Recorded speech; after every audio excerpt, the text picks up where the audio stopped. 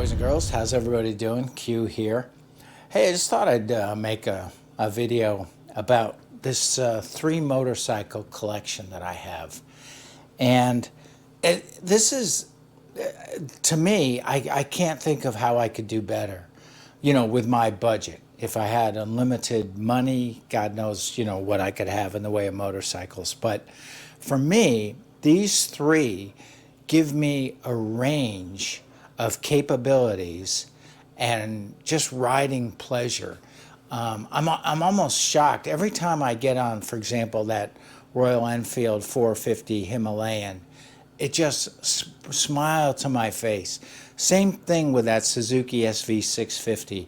It's just completely different from the other two bikes.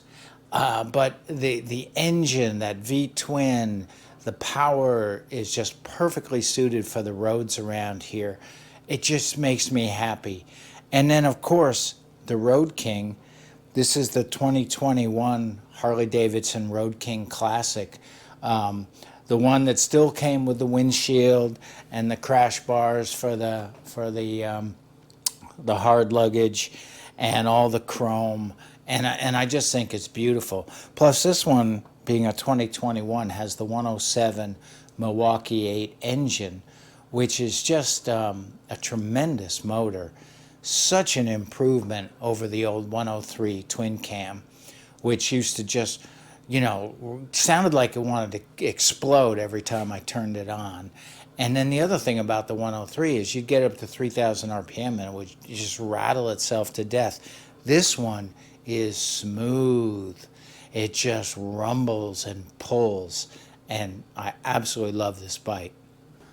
Now, one funny thing about these motorcycles is I did not buy all black motorcycles on purpose. I did buy the Himalayan in the black and gold on purpose because I really like the way this one looks. The Suzuki SV650, they simply had this one at the dealership. This is a brand new 2024 model, and I was really lusting after a Yamaha XSR 900 that they had there, but this Suzuki was $3,000 cheaper, more comfortable, easier to maintain, and actually has horsepower that makes more sense for where I live. And that's another thing about these motorcycles. You really have to consider, where do you live and where do you ride? For example, if you watch Mr. Darcy and the Old Man, a video series, a channel that I really like, they live in Scotland, or I don't know where the hell they are, but the roads that they're riding on are these little one-lane country windy paths, and for that, all you need is a Royal Enfield 350 or 500 or, an Interceptor or whatever, a Bear. But around here, to go anywhere, you have to get on a 55, 65 mile an hour highway, at least for a few miles. And so, I need a motorcycle that can handle that kind of speed. All three of these can do that, including this Himalayan 450. I often considered buying the old 411 Himalayan, but it just didn't have enough horsepower for where I live. The roads around you, they really dictate, how you're going to ride and what you need in terms of motorcycles. So the Suzuki SV650 here, this is my go fast bike. My Harley Davidson is my go long in comfort bike. And this Royal Enfield is my go anywhere I want to go bike. And we do have dirt roads around here. We have 2-lane country highways, 55 mile an hour speed limits. I'll get on this thing 60, 65 miles an hour. I can't believe I'm not breaking the law. I mean, it's so much fun, and I'm going so fast on these roads, and I could go right by a cop, and it's legal. It's amazing. And, if I want to go someplace, this Harley Davidson, it's a beautiful way to go. And so here's the Harley with that 107 Milwaukee 8 motor.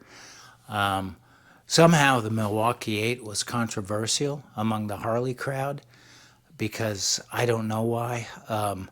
It was too smooth, too refined, too well built. I don't know. I don't know what the issue is. This motor, I absolutely love it. This 107, it pulls, and I know they've got the 111 and the 117 and the 131, for God's sakes. This 107 pulls this bike as fast as I want to go, and it's an absolute delight. I bought this one used. Like I say, this is a 2021. I bought it for a very reasonable price with 11,000 miles on it. It's perfect. It's bone stock. That's another thing too. I don't have to do much to these motorcycles. I'm ordering a shorter windshield for this one, so I don't have to look through the Harley windshield. I can look over it. I've bought a windshield for the Royal Enfield because the stock windshield gave me no protection at all. I've also purchased some gel pads, and a gel pad isn't always necessary on my motorcycles, but this being a single, it is a little bit of vibration, so I just buy a sheet of gel pad and put it under there, and it does a really nice job with the vibration at speed. So yeah, as you can see, I've got a cheap aftermarket windshield on this Suzuki SV, and this thing just does a great job of keeping the wind blast off of my chest while allowing a nice smooth airflow over my showy helmet. I wear the full face with this one. And then, you know, with the Royal Enfield Interceptor 6, or that's not an Interceptor.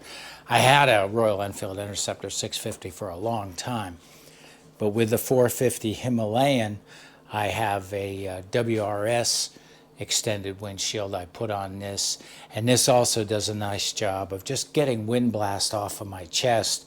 The stock windshield does virtually nothing.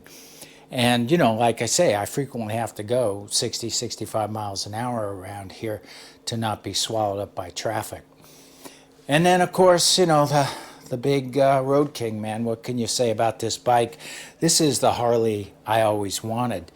This is the one that I think is the best Harley there is. And, you know, that made me think, all these electronics they're putting on motorcycles these days, you know, cruise control is great. Heated grips are great. But the radar and the driving modes and all this stuff that they put on bikes these days, they just raise the price. You know, that's how, you know, $10,000 motorcycles became $20,000 motorcycles. And $20,000 motorcycles became $30,000 motorcycles. And we don't need it. We don't need automatic clutches. We don't need drive modes. We don't need, I mean, if I had radar cruise control, okay, on a touring bike like this, that might make sense. But all this electronic intervention, it's like, you know, they made the engines so good that now you need electronic intervention to control these damn things. And it makes no sense. Why don't you just make, you know, 60, 70, 80 horsepower motorcycles? And of course, in the case of these things, the Harleys are getting up to 100 now, but they weigh 700, 800, 900 pounds, so kind of makes sense, right? But I mean, why don't we just make motorcycles like the Suzuki SV650 here? And thank God they do, because this thing was 75 horsepower, and it's lightweight, and its geometry. This motorcycle is just a joy to get on and go ripping around our back roads. So anyway, boys and girls, I think that's the story. I'd be very interested if anybody has suggestions for a better 3 motorcycle collection than these 3. I'm very, very happy with them. I can't, you know, I've stopped shopping for motorcycles for the first time in 20 years. I stopped shopping for motorcycles because that's how happy I am with these 3 babies right here. Be interested in your thoughts. Thanks for watching, and bye for now.